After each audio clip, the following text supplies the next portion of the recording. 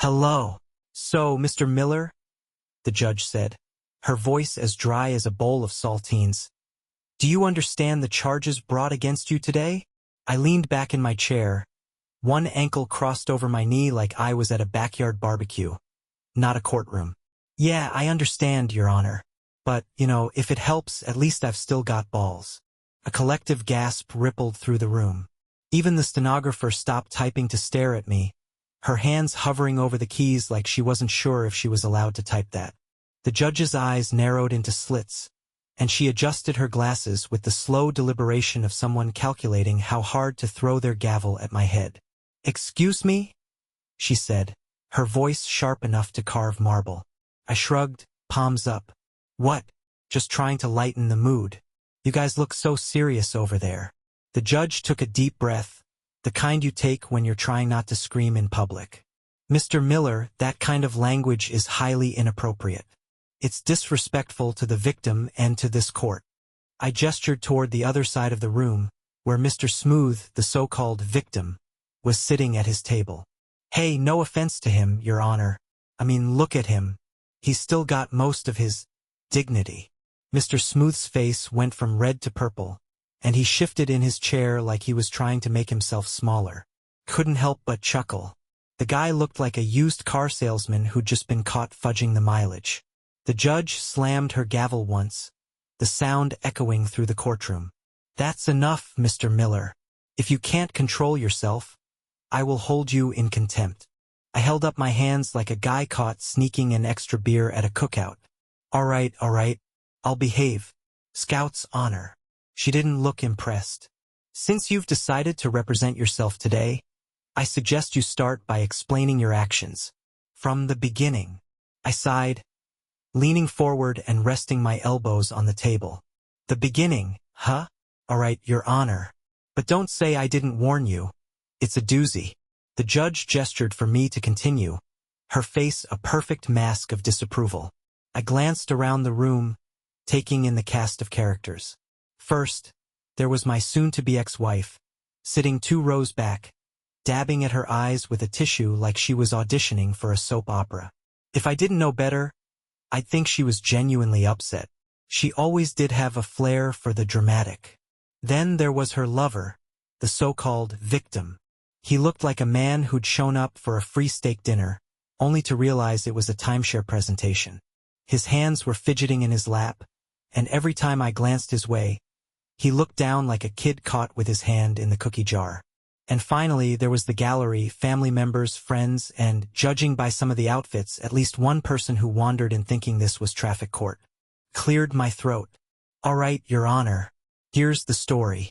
It all started a few months ago at an ice rink. Yeah, I know, doesn't exactly scream affair territory. Does it? But trust me, that's where this whole mess began. So, there we were at the ice rink, I said, leaning back in my chair. And before you ask, no, ice skating isn't my thing. I'm the kind of guy who believes in shoveling snow, not gliding on it. But she insisted, said it was cute and romantic. I made air quotes with my fingers. Translation? I was gonna end up face-planting while she laughed her ass off. The judge didn't flinch, but I could have sworn I saw the stenographer smirk. Now, here's the thing about me on skates, Your Honor, I continued. Imagine a moose trying to figure skate. That's me. Legs everywhere, arms flailing. I'm out there making a fool of myself, all for the sake of love. I snorted. Funny how that works out, huh? I glanced toward my wife, who was conveniently dabbing her eyes like she'd just lost a puppy. Anyway, I'm out there skating, doing my best not to end up in the ER, and that's when it happens. My wife, the one sobbing back there like she's on a Hallmark special. She accidentally bumps into this guy. I leaned forward for emphasis. Now, Your Honor, I'm not saying it wasn't an accident. But accidents don't usually come with giggles and lingering eye contact, if you catch my drift. The judge raised an eyebrow. So, you're saying this was intentional? I threw up my hands. Who knows? I mean, she claims it was an accident. Says she wasn't paying attention. But when someone accidentally bumps into another person, They don't usually look at them like they just found the last chocolate bar on earth. That's all I'm saying. The courtroom murmured, and I could see Mr. Smooth squirming in his chair again. I pointed his way. That's the guy, by the way. Mr. Perfect. Cologne commercial over there. You know the type. Perfect hair, perfect teeth, probably cries when his favorite protein shake flavor's out of stock. Him. Mr. Miller. The judge cut in. Let's try to stay respectful. I held up my hands. Oh, I'm sorry, Your Honor. Didn't realize describing his gym membership vibe was out of bounds. The judge gave me the look of a woman debating whether to retire early. All right, I said. Where was I? Oh, right. So, she bumps into him, and next thing I know, they're laughing together. Laughing, Your Honor. Meanwhile, I'm over here clinging to the wall like my life depends on it, and she's out there flirting like she's at a singles bar. Are you saying you confronted her then? The judge asked. I shook my head. Not yet. See, I figured, okay, maybe I'm overthinking it. Maybe I'm just a paranoid guy with bad balance. But then we leave the rink, and that's when I noticed the texting. Constant texting. I leaned forward. Now, I'm no Sherlock Holmes, but when your wife starts giggling at her phone like she's texting a stand-up comedian, you start paying attention. The judge stared at me, her expression unreadable. And what did you do about it? I shrugged. At first, nothing. I mean, maybe it was innocent, right? Maybe she was texting her mom or work Karen or whoever. But here's the kicker. She wouldn't tell me who it was. I looked around the courtroom, my voice dripping with sarcasm. Who knows if they actually knew each other before the rink or not? She wouldn't tell me. And let's face it, she wouldn't admit to anything even if you paid her. That's for you to judge, not me. I smirked, letting the silence hang for a moment. But whatever. Fine. I'll continue. The judge sighed, motioning for me to get on with it. So, maybe they slipped each other their numbers during the collision like it was some CIA spy mission. Or maybe she dropped her number in his pocket when I wasn't looking, like a flirty little ninja. Who knows? Frankly, I don't care. All I know is, a week later, my wife is texting more than a teenage girl, and every time I ask her about it, she clams up. I leaned back, my grin widening. What matters, Your Honor, is that my wife was sneaking around behind my back, texting the very guy she bumped into at the skating rink. That's the story. I paused, letting the weight of my words settle over the room. I mean, come on. If this whole thing wasn't so ridiculous, it'd almost be funny, right? And just like that, a few chuckles escaped from the back of the courtroom. Even the stenographer snorted before catching herself. So, Your Honor, here's where things start to get interesting, I said, settling back into my chair. At first, I figured maybe I was just being paranoid. You know, like when your dog barks at the neighbor's cat, and you're like, settle down, it's not that deep. But oh no, it was deep. Deeper than I thought. The judge raised an eyebrow, clearly unimpressed. I ignored her. Now, I'm not the clingy type, I continued. I'm not one of those guys who's all. Who you texting? Where you going? What's the password to your phone? I've always been a trust but verify kind of guy. Except, in this case, there was a lot more to verify than I expected. I shifted in my seat and glanced toward my wife, who was still putting on the waterworks. Look at her. Wouldn't you believe her? All sweet and innocent, crying into her tissue like she's just so sorry. But back then, oh, she was on her phone like it was oxygen. The judge cleared her throat. Mr. Miller, can we focus on the facts? Right, facts, I said, snapping my fingers. Here's a fact for you. Her phone became permanently glued to her hand. I'd ask her a question, and she wouldn't even look up from her screen. How was your day, honey? Nothing. Want to watch a movie? Nada. The only time she'd put it down was when I walked into the room, and even then, she'd flip it over like it was a CIA document. I leaned forward. Now, I'm no rocket scientist, but if your spouse starts hiding their phone like it's holding the launch codes for NASA, that's when you start to wonder. A couple of people in the gallery chuckled. I shot them a quick wink. So, I start paying attention, I said, leaning back again. Little things. She's laughing at her phone constantly. And not just like a polite chuckle, either. I'm talking full-on, out loud. Oh my God, you're so funny, kind of laughing. And I don't know who this guy thought he was, but he must have been Dave Chappelle reincarnated. Because suddenly, everything he said was comedy gold. I glanced toward the lover, who was practically trying to disappear into his chair. I mean, look at him. Do you think he's funny? He looks like the kind of guy who makes puns about CrossFit. Mr. Miller? The judge interrupted, glaring at me. That's enough. Sorry, Your Honor, I said with a sheepish grin. Just painting a picture. She didn't look convinced, but she gestured for me to keep going. So anyway, I said, one night I decide to test the waters. I ask her, hey, who you texting? And she gets all defensive. Starts saying it's nobody, or just work Karen. I used air quotes around the name. Now, I've never met work Karen, but let me tell you, this woman must have been the most entertaining human on the planet. Either that, or she wasn't real, because my wife was suddenly glued to her phone at all hours of the day. I paused for a moment, letting the courtroom settle. And then there was the dressing up, I added, shaking my head. Now, Your Honor, my wife is a beautiful woman, but for the last 5 years of our marriage, she's been all about sweatpants and messy buns. Very relatable, very cozy. But suddenly, she's leaving the house looking like she's going to the Oscars. Heels, perfume, hair done. She even broke out the curling iron. The curling iron, Your Honor. That thing hadn't seen the light of day since Obama's first term. The courtroom murmured again, and I saw a couple of people nodding. Now, maybe I'm old-fashioned, I continued, but when your wife starts leaving the house looking like she's auditioning for a part on The Bachelor, you start asking questions. And that's when I knew. I didn't need proof. I had the truth right there in front of me. She was cheating. Plain and simple. The judge raised an eyebrow. And what did you do next, Mr. Miller? I smirked. Oh, I didn't do anything. Not yet. I mean, sure, I could have confronted her right then and there, but where's the fun in that? No, I decided to play the long game.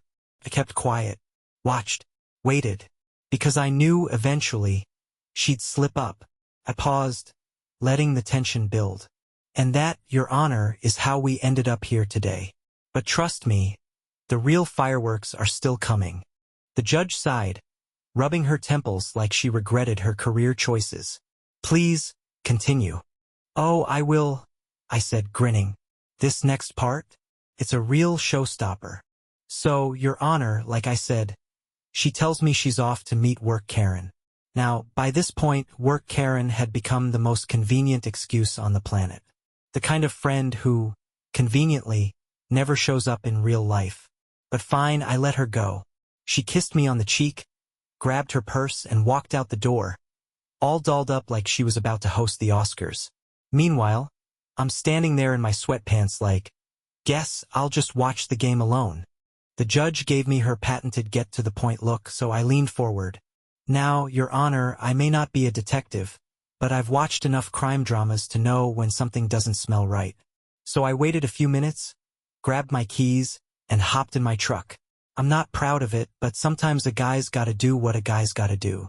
So there I was, tailing my own wife through town like a discount James Bond. Subtle? Not really. But effective?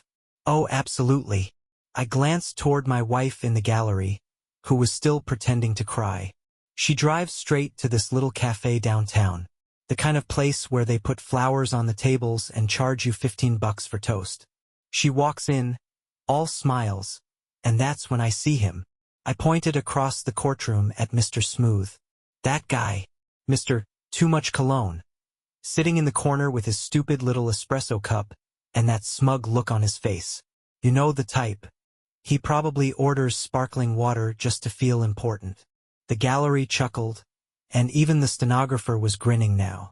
So, I park across the street, watching all of this go down through the window like some kind of undercover PI.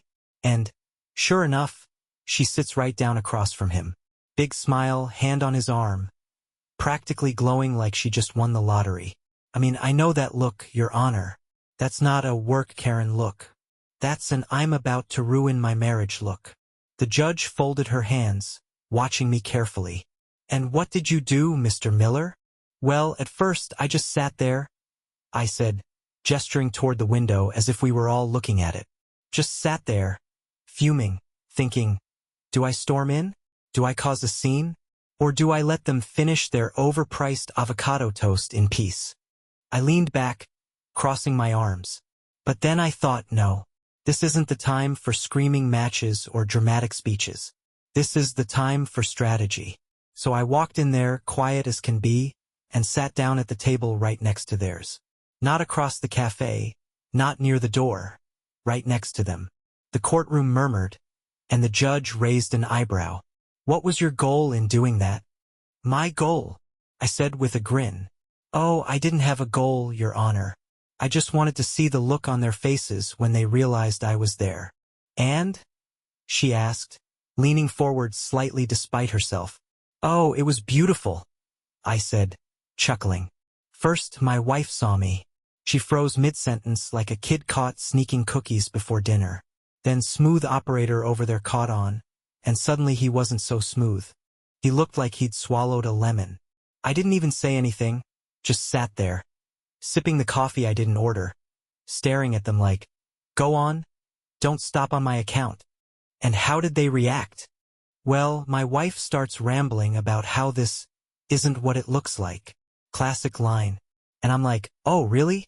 Because it looks like you're on a date with the cologne aisle from Macy's. The courtroom burst into laughter. Even the judge had to pause before responding. And Mr. She glanced at the paperwork. Smooth? Oh, he didn't say a word. Just sat there sweating, which, by the way, was probably the first exercise he'd done all year. More laughter erupted, and I grinned, letting it sink in before continuing. Anyway, I stood up, looked them both in the eye and said, enjoy your brunch. Then I walked out. No yelling, no fighting. Just left them sitting there, wondering what I'd do next. And that, Your Honor, is when the real fun began. The judge raised an eyebrow. And by fun, you mean? Oh, don't worry, I said, smiling. You'll hear all about it. Trust me, this next part, it's where things get really good. When she got home that night, she started crying before I even opened my mouth. The whole performance. Tears, apologies, promises that she'd never see him again. She swore up and down that nothing ever happened, just a one-time mistake. And me? I acted like I believed her, nodded, told her I understood, even said, we all make mistakes. But as she was finally starting to breathe easy, I leaned back, looked her dead in the eye and said, well, you'd better hope I don't find out something did happen. Because if I do, someone's going to lose 1 or 2 balls. I let that hang in the air for a moment, letting the gallery imagine the look on her face. She swore again, said I had nothing to worry about. I smiled, kissed her on the forehead, and told her everything was fine.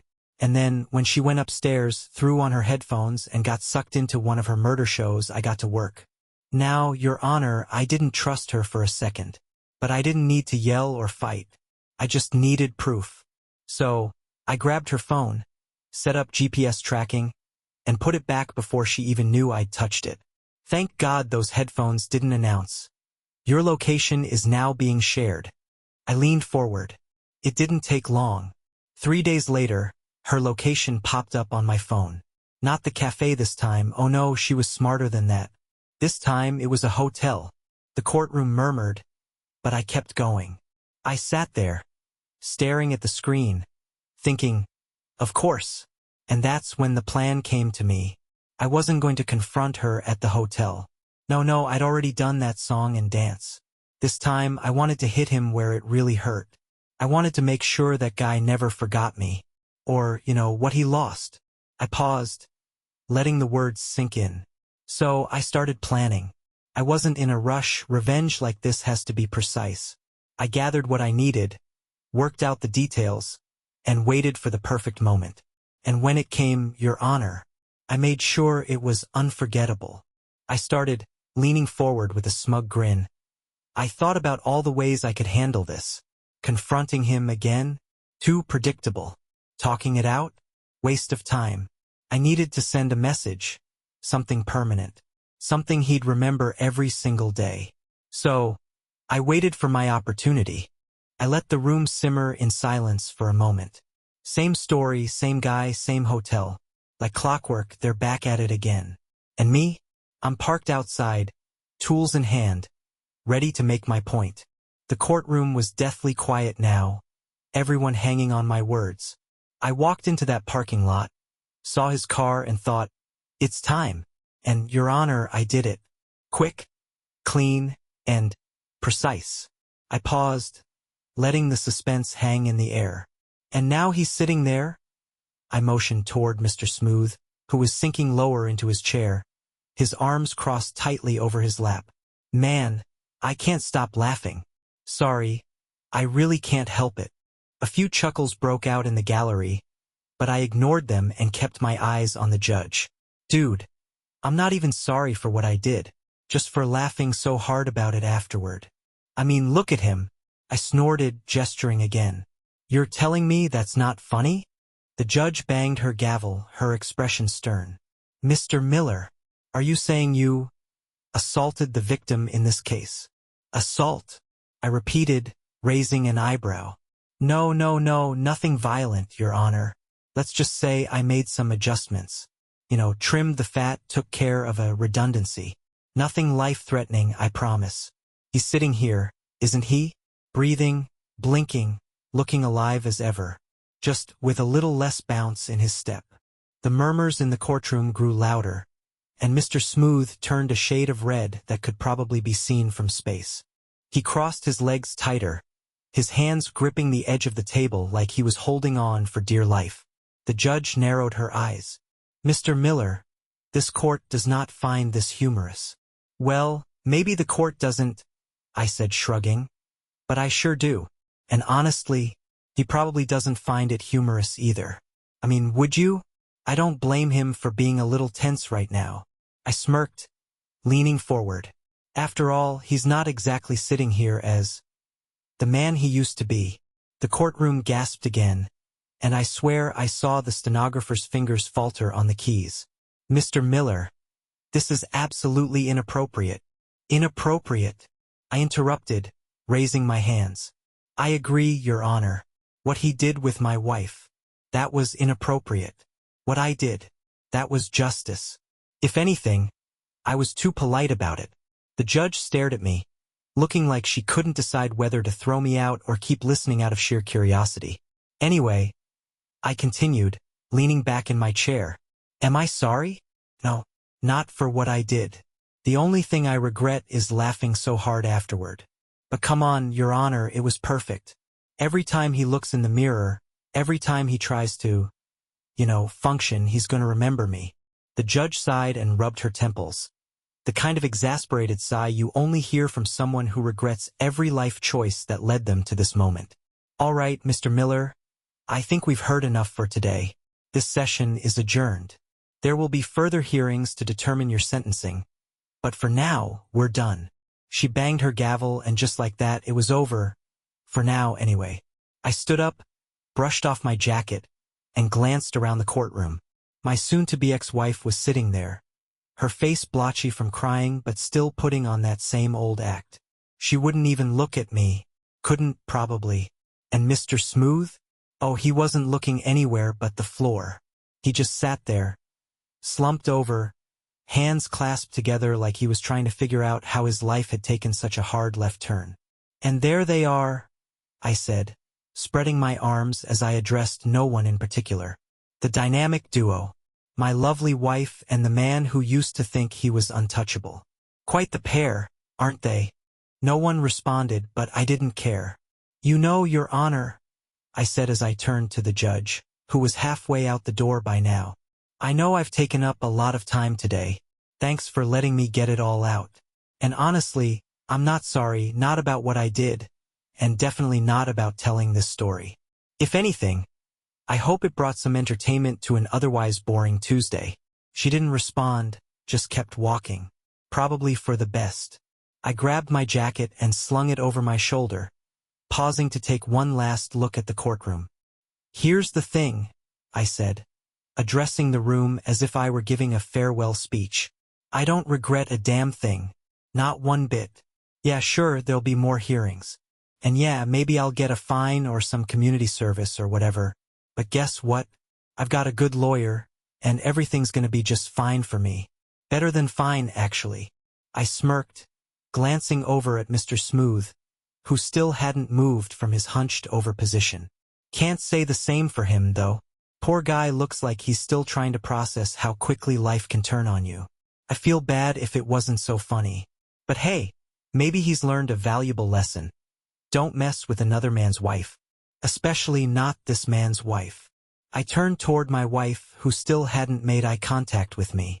And as for her, well, let's just say this whole situation has probably been an eye-opener. I mean, sure, she'll tell herself I'm the bad guy. But deep down, she knows she had this coming. Actions have consequences. I let out a laugh, adjusting my jacket. And the best part of all this? The revenge was flawless. Perfect, even. No yelling, no violence. Just good old-fashioned justice served up in a way they'll never forget. I mean, come on, folks. You've got to admit, it's a hell of a story. With that, I walked out of the courtroom, leaving them to sit in their shame and awkwardness. My head was high, my conscience was clear, and my smile? Oh, my smile was wide. Justice had prevailed, and honestly, felt damn good. Bye-bye.